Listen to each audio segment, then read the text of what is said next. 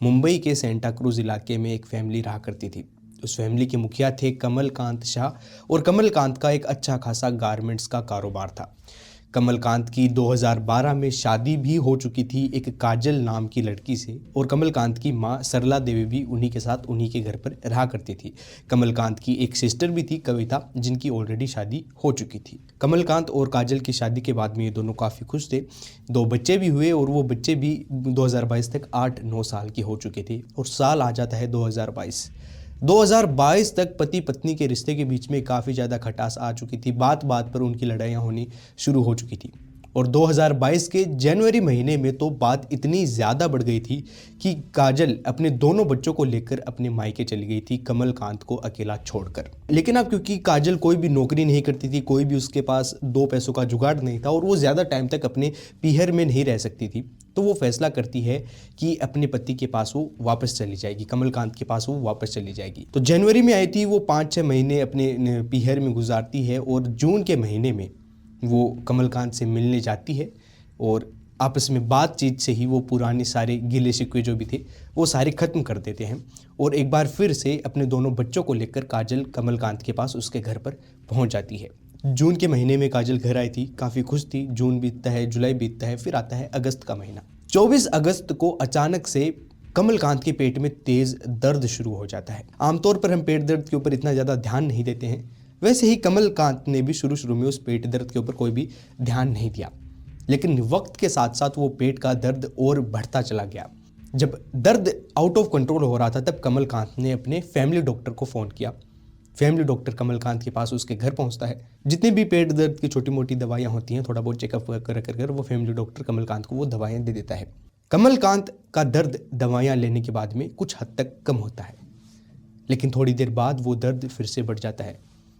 कमलकांत फिर से अपने डॉक्टर को फ़ोन करता है तो डॉक्टर कमलकांत को सलाह देता है कि आप हॉस्पिटल जाइए और हॉस्पिटल में अपना फुल बॉडी चेकअप करा लीजिए, जो भी दिक्कत होगी वो सामने आ जाएगी। तो कमलकांत उसके बाद पहुंचता है बॉम्बे हॉस्पिटल और बॉम्बे हॉस्पिटल पहुंचते पहुंचते कमलकांत की हालत इतनी ज़्यादा ख़राब हो जाती है कि उसको वहीं पर हॉस्पिटल में भर्ती कर लिया जाता है।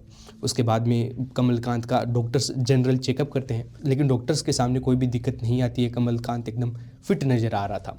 साथ में थोड़ा खून भी ले लिया था कमलकांत का ब्लड टेस्ट के लिए। कमलकांत को डॉक्टर्स ने बेसिक जो दवाइयाँ होती हैं पेट दर्द की, बाकी सभी दर्द की, वो दवाइयाँ भी सारी दे दी थी। अब कमलकांत को दवाइयाँ देने के बाद में कुछ देर तो कमलकांत के आराम रहता है। जितनी देर दवाइयों का असर रहता कमलकांत का पेट दर्द कम हो जाता, लेकिन जैसे ही दवाइयों का असर खत्म होता कमलकांत का पेट दर्द वापस शुरू हो जाता। डॉक्टर्स को भी समझ नहीं आ रहा था करना क्या है। इसी दौरान कमलकांत हॉस्पिटल से घर चले जाते हैं छुट्टी लेकर। घर पहुंचते उनका पेट दर्द और ज़्यादा बढ़ जाता है, तो वो वापस बॉम्बे हॉस्पिटल पहुंचते हैं। वहाँ पर वापस भर्ती कर लिया जाता है, उनको बेसिक दवाइयाँ दी जाती हैं। अब इसी दौरान तारीख आ जाती है 13 सितंबर। 24 अगस्त को दर्द शुरू हुआ था और तारीख आ जाती है 13 सितंबर। 13 सितंबर को वो रिपोर्ट आ जाती है, ब्लड टेस्ट की रिपोर्ट आ जाती है कमलकांत की, और रिपोर्ट देखते ही डॉक्टर्स सीधा फ़ोन करते हैं पुलिस स्टेशन। पुलिस वालों को वो बताते हैं कि हमारे हॉस्पिटल में एक कमलकांत नाम का मरीज भर्ती है और उसका हमने ब्लड टेस्ट किया और ब्लड टेस्ट में एक ऐसी चीज़ सामने आई है जो कि कभी भी होनी नहीं चाहिए शरीर में। पुलिस वालों ने पूछा क्या वो ज़िंदा है, तो डॉक्टर्स ने कहा कि हाँ वो ज़िंदा है। अब पुलिस वालों की भी समझ नहीं आया कि ब्लड टेस्ट की रिपोर्ट आई है, कुछ ऐसी ब्लड में चीज़ है जो कि होनी नहीं चाहिए, तो डॉक्टर्स को उसका इलाज करना चाहिए। पुलिस वालों की भी समझ नहीं आया, लेकिन खैर पुलिस को अपनी ड्यूटी निभानी थी, तो पुलिस के कुछ कर्मचारी पहुंच जाते हैं हॉस्पिटल डॉक्टर से बात करने। डॉक्टर बताता है कि कमलकांत के शरीर में एरिसेनिक और थैलियम की मात्रा पाई गई है। पुलिस वाले पूछते हैं कि क्या ये नहीं होनी चाहिए, तो डॉक्टर बोलता है नहीं ये होनी चाहिए और वैसे तो ये शरीर के लिए ज़रूरी भी है, लेकिन ये ज़रूरी है एक हद तक, एक लिमिट तक ये बॉडी के अंदर होनी चाहिए। अगर उस लिमिट से ये ज़्यादा हो जाती है तब शरीर के अंदर कुछ दिक्कतें आना शुरू हो जाती हैं और अगर वो मात्रा बहुत ज़्यादा बढ़ जाती है तो ये एक तरह से एक पॉइजन बन जाता है। पुलिस वालों ने डॉक्टर से पूछा कि कमलकांत के शरीर में कितने पाए गए हैं, कितनी मात्रा में ये पाए गए हैं, तो डॉक्टर ने बताया कि कमलकांत के शरीर में एरिसेनिक की मात्रा 400 गुना ज़्यादा है और थैलियम की मात्रा 365 गुना ज़्यादा है। अब पुलिस वालों ने पूछा कि क्या ये शरीर में अपने आप नहीं बन सकती, हो सकता है शरीर में कोई दिक्कत हो गई हो, उससे शरीर में अपने आप बनने लगी हो, तो डॉक्टर ने कहा कि हाँ ये अपने आप कभी बार थोड़ी बहुत ऊपर नीचे हो जाती है, लेकिन 300-400 गुना ज़्यादा होना पॉसिबल ही नहीं है। ज़रूर कोई ना कोई शख्स है जो कि बाहर से एरिसेनिक और थैलियम की मात्रा खाने में मिलाकर कमलकांत को दे रहा है। डॉक्टर्स ने साफ साफ कह दिया था कि इसमें कुछ गड़बड़ है, आप तफ्तीश कीजिए। लेकिन पुलिस की भी एक आदत है, जब तक कोई दुर्घटना नहीं घट जाती है तब तक पुलिस एक्शन में नहीं आती है। पुलिस ने भी ऐसा ही किया। पुलिस बात को सुनकर रह गई, लेकिन कोई भी इसके खिलाफ एक्शन नहीं लिया, कोई भी जांच पड़ताल नहीं की। 13 सितंबर की ये बात थी। 6 दिन बाद 19 सितंबर को कमलकांत की हॉस्पिटल के अंदर ही मौत हो जाती है। मौत होने के बाद में आप पुलिस वालों के कान खड़े होते हैं। डॉक्टर्स फ़ोन करते हैं पुलिस वालों को कि जिस पेशेंट के बारे में हमने आपको बताया था उसकी मौत हो चुकी है। उसके बाद जाकर पुलिस एक्शन में आती है। पुलिस को भी अब ये मैटर समझ में नहीं आ रहा था, टेक्निकल मामला था, एरिसेनिक थैलियम पुलिस के भी बाहर था पहुँचे। तो पुलिस ने सीधा सीधा ये मामला उठाकर क्राइम ब्रांच को हैंड ओवर कर दिया।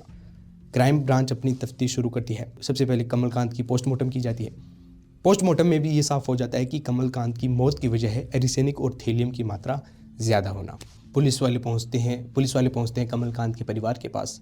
कमलकांत की बहन कविता से पुलिस वाले पूछताछ करते हैं, तो वो बताती है कि कमलकांत की शादी काजल नाम की लड़की से 2012 में हुई थी। ये नॉर्मल था, लेकिन इसके बाद जो बात पता चलती है पुलिस वालों को, वो हैरान कर देने वाली थी। कमलकांत की मौत से 1 महीने पहले, यानी कि अगस्त के अंदर कमलकांत की माँ की मौत हुई थी। यानी कि 1 महीने के अंदर अंदर एक ही परिवार के 2 सदस्यों की मौत हो गई। उसके बाद में पुलिस वालों ने पूछा कि उसकी माँ की मौत की वजह क्या थी, तो उन्होंने कहा कि वैसे तो हमने कोई भी पोस्टमार्टम वगैरह या फिर कोई भी जांच नहीं करवाई, क्योंकि माँ ने इतना मौका ही नहीं दिया।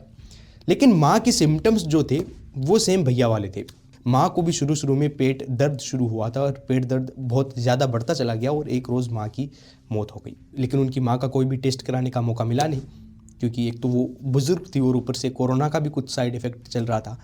तो ये सोचकर शांत हो गई कि हो सकता है कोरोना की वजह से कुछ हो गया हो, और जो था सारा सब कुछ अंतिम संस्कार कर दिया। मामला धीरे धीरे शांत हो गया, धीरे धीरे सब कुछ नॉर्मल हो गया। कोई भी इसके ऊपर एक्शन नहीं लिया और एक मामूली मौत इसको समझकर सभी ने अब धैर्य कर लिया। अब पुलिस ने दोनों मौतों को आपस में जोड़कर देखने की कोशिश की, दोनों के बीच में कड़ियाँ जोड़ने की कोशिश की, और यहाँ पर अब कुछ न कुछ सिम्टम्स आपस में मैच कर रहे थे। हालांकि उसकी माँ का अंतिम संस्कार कर दिया था, तो उनका पोस्टमार्टम कराकर एकदम टेक्निकली रिपोर्ट्स मैच करवाना तो पॉसिबल नहीं था, लेकिन सिम्टम्स कहीं ना कहीं मैच कर रहे थे।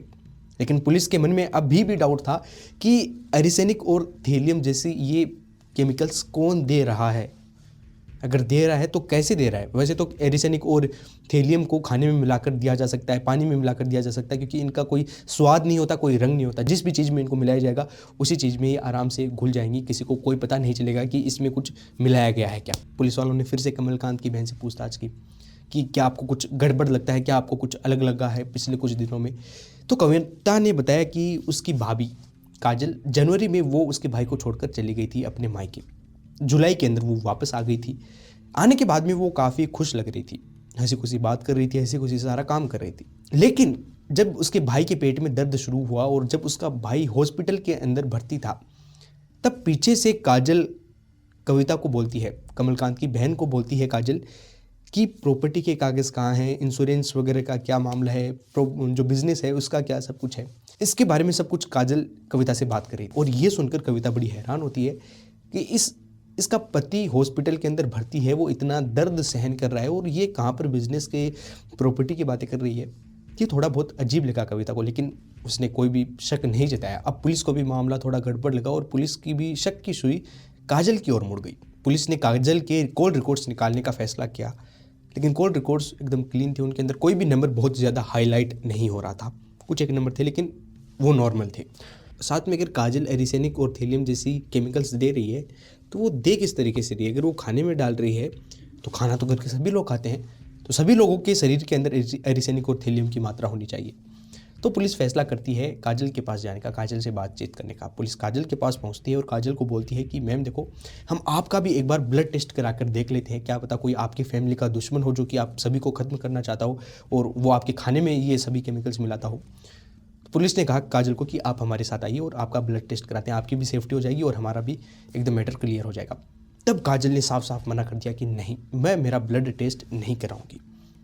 अब पुलिस का जो शक था वो पूरा 100% काजल की तरफ चला गया और सारा केस जो था वो काजल के ऊपर मुड़ गया। अब पुलिस ने फिर से कॉल डिटेल्स को निकाला और सभी चीज़ों को, एक एक छोटी छोटी चीज़ों को बारीकियों से देखना शुरू किया।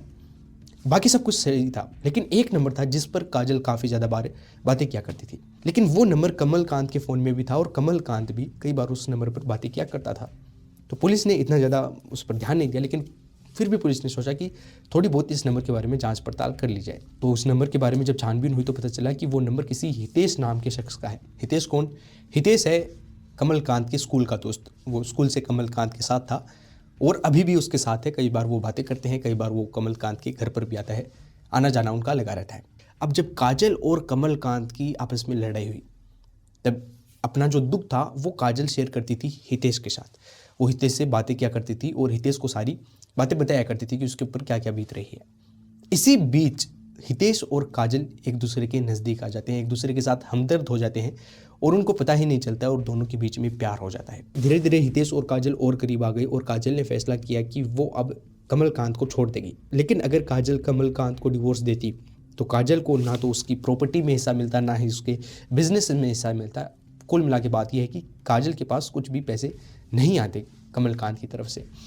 तो फिर फैसला किया काजल ने कि अगर वो कमलकांत को और उसकी माँ को अगर ख़त्म कर देगी तो वो उसकी प्रॉपर्टी की हकदार बन जाएगी। ये बात वो हितेश के साथ भी शेयर करती है, और क्योंकि हितेश भी प्यार में था काजल से तो हितेश भी मना नहीं करता है और वो सारी की सारी प्लानिंग शुरू कर देते हैं कि कैसे क्या मारना है। काजल का मकसद था कि मौत ऐसी होनी चाहिए कि किसी को भी पता ना चले कि मौत की वजह क्या है, और डॉक्टर्स भी जांच के बाद ये क्लियर कर दे कि ये एक नेचुरल मौत है। किसी भी एंगल से ये एक साजिश नहीं लगनी चाहिए, एक नेचुरल मौत लगनी चाहिए।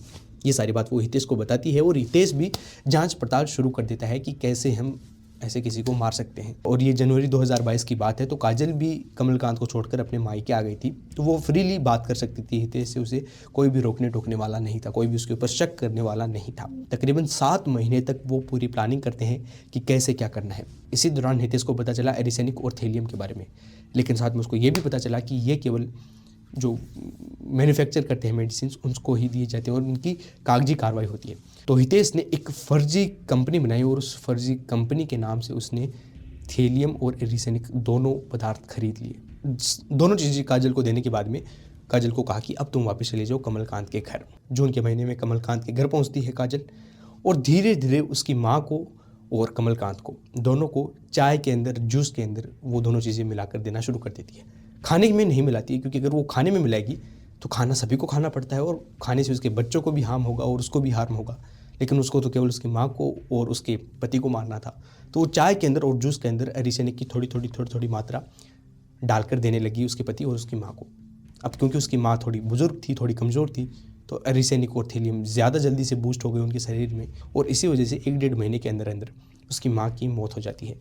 अब मौत के बाद बॉडी हॉस्पिटल में जाती है। डॉक्टर्स भी ये क्लियर कर देते हैं कि ये इसमें कोई भी फाउल प्ले नहीं है और ये नेचुरल मौत है।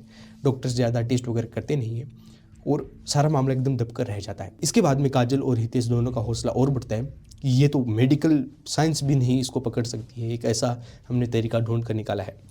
उसके बाद में उन्होंने एरिसेनिक और थैलियम की मात्रा और ज़्यादा बढ़ा दी कमलकांत के खाने में, उसके या फिर चाय जूस के अंदर। और उसके ही कुछ ही दिनों बाद में कमलकांत के भी पेट में दर्द शुरू हो जाता है और कुछ ही दिनों बाद में कमलकांत की मौत हो जाती है। ये जो दोस्तों काजल की कहानी, जिसने एक तरह से पैसे के लालच में अपने पति और अपनी मदर इन लॉ को मौत के घाट उतार दिया। अगर वो चाहती, अगर उसको कहीं और जाना था, कमलकांत को छोड़ना था, तो वो छोड़ सकती थी, डिवोर्स दे सकती थी, लेकिन पैसों के लालच ने उससे 2 कत्ल करवा दिए। दोनों ने अपना, हितेश और काजल ने दोनों ने अपना जुर्म कबूल कर लिया है और अभी वो हिरासत के अंदर है। पुलिस को भी कई सबूत बरामद हुए हैं, जैसे दोनों का बयान आ गया सबसे पहले तो। उसके बाद में हितेश के घर से, हितेश की ब्राउजिंग हिस्ट्री से कैसे वो एरिसेनिक और थैलियम के बारे में उसने रिसर्च किया, उसकी डिटेल्स आ गई, फर्जी कंपनी की डिटेल्स आ गई। तो ज़रूर कोर्ट उनको कड़ी से कड़ी सज़ा देगा। हालांकि उनको केवल कमलकांत के मर्डर की सज़ा मिलेगी, उसकी माँ की मर्डर की सज़ा नहीं मिलेगी, क्योंकि शायद उसको, पुलिस को कोई भी सबूत नहीं मिले, क्योंकि इसकी माँ का अंतिम संस्कार हो चुका है और कोई भी सबूत इकट्ठा करना बहुत मुश्किल कार्य होगा। यही थी दोस्तों आज की कहानी। कैसी लगी आपको, अपने विचार कमेंट्स में लिखकर ना मत भूलना और ऐसी और भी कहानी देखने के लिए अपने चैनल को सब्सक्राइब कर लेना। मैं मिलता हूँ आपसे कल एक और नई कहानी के साथ। तब तक के लिए स्टे सेफ, स्टे सिक्योर।